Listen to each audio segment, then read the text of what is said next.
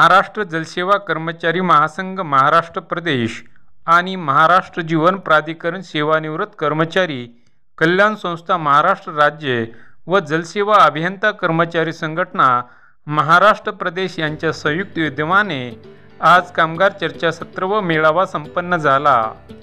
या कार्यक्रमाला प्रमुख उपस्थिती माननीय श्री लक्ष्मणराव उपगणवार अध्यक्ष महाराष्ट्र जीवन प्राधिकरण कल्याण संस्था, तसेच श्री तुकाराम पिंजन प्रभारी जलसेवा महासंघ, श्री गजानजी गटलेवार अध्यक्ष जलसेवा महासंघ, अभियंता माननीय श्री दवी पिंपरे सचिव महाराष्ट्र जीवन प्राधिकरण कल्याण संस्था, माननीय श्री बालाजीराव सोनोने सरचिटणीस जलसेवा महासंघ, अभियंता माननीय श्री सुरेश चारतळ विभागीय सचिव महाराष्ट्र जीवन प्राधिकरण कल्याण संस्था सेवा, निवृत्त अधीक्षक अभियंता माननीय श्री माधवराव लोहे कोषाध्यक्ष जलसेवा महासंघ, अभियंता माननीय श्री अनिल इंगोले महाराष्ट्र जीवन प्राधिकरण कल्याण संस्था, माननीय श्री निशिकांत ठोंबरे अभियंता संघटना।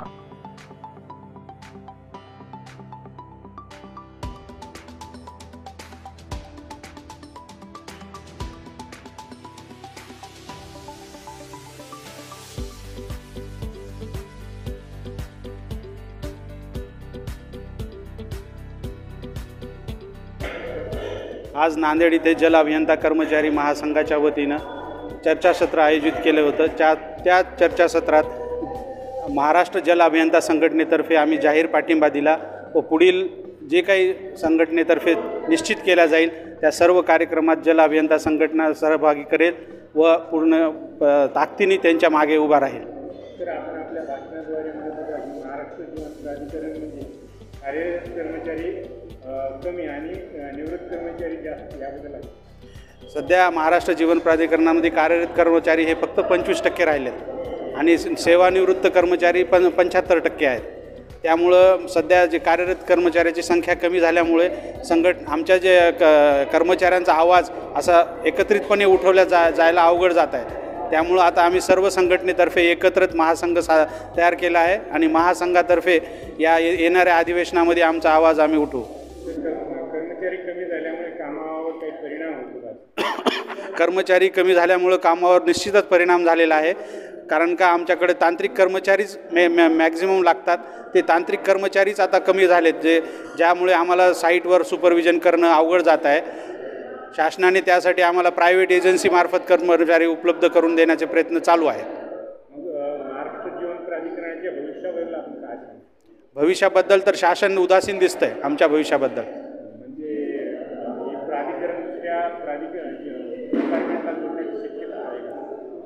तसं तर काही वाटत नाही, पण शासनाकडे ह्या कर्मचारी जर नाही भरले तर भविष्यात एक वॉटर सप्लायसाठी एक स्पेशलाइज्ड लोक दिसणार नाहीत। हा महाराष्ट्र जीवन प्राधिकरणातील कर्मचाऱ्यांचा मेळावा आहे। महाराष्ट्र जीवन प्राधिकरण हे खातं पूर्वी शासनाचं खातं होतं, परंतु शासनाने महाराष्ट्र जीवन प्राधिकरणाला शासनातून काढून महाराष्ट्र पाणी पुरवठा व जलनिस्सारण मंडळामध्ये त्याचं रूपांतरण केलं। कालांतरानं त्याचं जीवन प्राधिकरण तयार केलं आणि महाराष्ट्र जीवन प्राधिकरणातील कर्मचाऱ्यांना महामंडळामध्ये रूपांतरित केलं। असं करत असताना शासनाने महाराष्ट्र जीवन प्राधिकरणाच्या कर्मचाऱ्यांचं कुठेही आर्थिक हित जोपासलं नाही। या कर्मचाऱ्यांना वेळेवर पगार नाही, वेळेवर वेतन नाही, आर्थिक थकबाकी नाही। सेवानिवृत्त झाले कर्मचारी अजूनपर्यंत कर्मचाऱ्यांना त्यांच्या ग्रॅज्युएटी, त्यांचे उपदान, वेगवेगळ्या ज्या आर्थिक ज्या बाबी आहेत त्या अजूनपर्यंत मिळालेल्या नाही।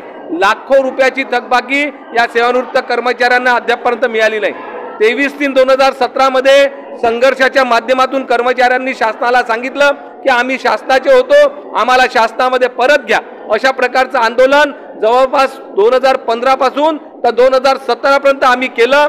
तेव्हा कुठं महाराष्ट्र जीवन प्राधिकरणाला तत्कालीन मुख्यमंत्री माननीय देवेंद्रजी फडणवीस साहेबांच्या नेतृत्वामध्ये महाराष्ट्र जीवन प्राधिकरणाला शासनामध्ये समाविष्ट करण्यात येईल आणि कर्मचाऱ्यांची वेतन व भत्त्याची व सेवानिवृत्ती वेतनाची जबाबदारी महाराष्ट्र शासन 23/3/2017 पासून स्वीकारल अशा प्रकारचा GR काढला आणि त्यानुसार आम्हाला 1 तारखेला पगार व सेवानिवृत्ती वेतन मिळत आहे। परंतु शासकीय दर्जा न मिळाल्यामुळे आमच्या कर्मचाऱ्यांच्या लाखो रुपयाच्या थकबाकी सेवानिवृत्तीनंतर शासनाकडे प्रलंबित झालेल्या आहे।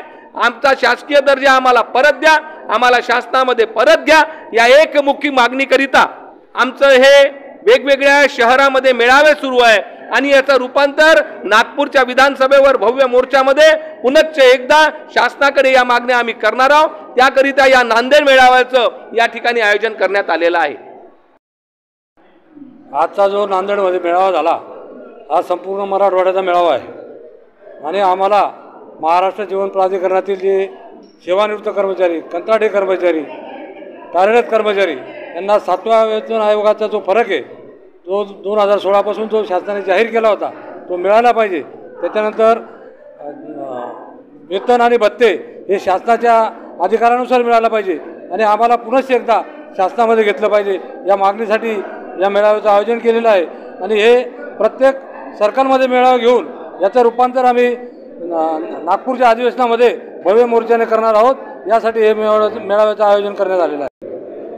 मी दशरथ पिपळे, सरचिटणीस महाराष्ट्र जीवन प्राधिकरण कर्मचारी कल्याण संस्था नागपूर।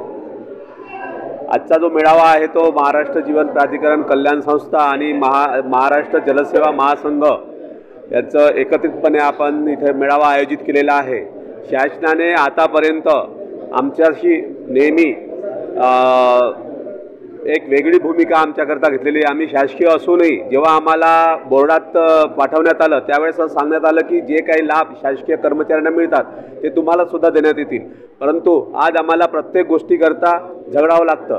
आम्हाला बाकी विभागाला 2016 पासून 7वा वेतन आयोग मिळाला, आम्हाला 17 पासून देण्यात येत आहे। जवळपास 1 वर्षाचं आमचं नुकसान करत आहे। याशिवाय वाहन भत्ता आहे, घरभाडे भत्ता आहे, तो सुद्धा आम्हाला 6व्या वेतन आयोगानुसार देण्यात येत आहे। म्हणजे काय की आम्हाला 7वा वेतन आयोग लागलं असं म्हणताच येणार नाही आणि हा दुजाभाव शासन नेहमी आमच्यासोबत करत आहे आणि याचं कुठंतरी शासनाने दखल घ्यावी याकरता आम्हाला ही संघर्षाची भूमिका घ्यावी लागत आहे। आम्ही वारंवार मागण्या करूनही आम्ही मागच्या 20 डिसेंबरला नागपूरच्या हिवाळी अधिवेशनात मोर्चा दिलेला होता आणि त्यात ह्या सगळ्या प्रमुख मागण्या होत्या, परंतु शासनाने त्यातल्या फक्त किरकोळ मागण्या आमच्या मान्य केल्या, परंतु या प्रमुख मागण्या मान्य केलेल्या नाहीत। 23/3/2017ला जो GR शासनाने म्हणजे आम्ही जो त्यावेळेस संप केला होता, आंदोलन केलं होतं, त्यावेळेस शासन निर्णय केलेला होता की तुमचे पगार, भत्ते व दायित्व यांची जी दायित्व आहे ते महाराष्ट्र शासन घेणार आणि तुम्हाला जे महाराष्ट्र राज्याचा शासकीय दर्जा जो देण्याची कारवाई आहे ती आम्ही लवकरच वेगळ्याने करू। आज 7 वर्षाचा कालावधी झालेला आहे, परंतु त्यावरती अजून काही कारवाई झालेली नाही आणि जेव्हा आम्हाला काही द्यायचं येतं त्यावेळेस शासन आम्हाला हेच सांगतं की तुम्ही शासकीय नाही। मुळात आम्ही मूळचे शासकीयच आहोत, तुम्ही बाहेर काढलं आणि त्यावेळेस तुम्ही सगळं अटी शर्ती आम्हाला ज्या दिल्या होत्या त्यात तुम्ही कबूल केलेलं होतं, तरीसुद्धा शासन ऐकायला तयार नाही। 2017 तुम्ही शासन निर्णय घेतला तेव्हाही सांगितलं की शासन तुम्हाला शासकीय दर्जा देऊ, तरीसुद्धा ऐकायला तयार नाही। त्यामुळे येत्या हिवाळी अधिवेशनात आम्ही आपलं संघर्षाची भूमिका घेऊन मोर्चा पूर्ण महाराष्ट्र स्तरावरती जी संघर्ष कृती समिती तयार केलेली आहे त्यात 1 सर्व संघटनांचा समावेश आहे, त्या संघटनेद्वारे आम्ही मोर्चा काढणार आहोत आणि आपल्या मागण्या लावून धरणार आहोत।